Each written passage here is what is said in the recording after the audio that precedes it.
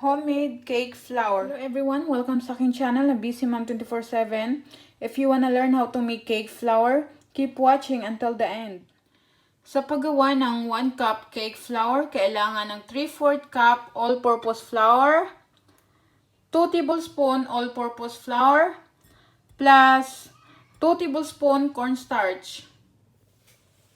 Guys, ito yung measurement na ginamit ko ha. Exact measurement talaga. 1 tablespoon, then ito 3/4. To make cake flour, for 1 cup cake flour, combine 3/4 cup plus 2 tablespoon all-purpose flour. Then, add the 2 tablespoon cornstarch.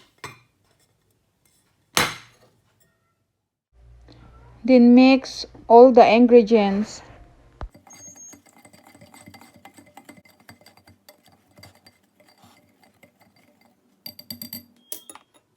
Now you have homemade cake flour. Thank you for watching everyone.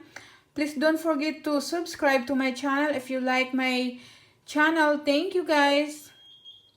By the way guys, natutunan ko yung recipe na to from this brand.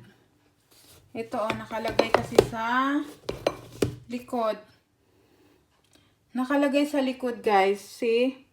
So, kaya naisipan ko i-share kasi baka mamaya mayroon sa inyo na ubusan ng cake flour, then wala kayong time bumili. So, ayan. You can make your own na. See, ayan guys, oh.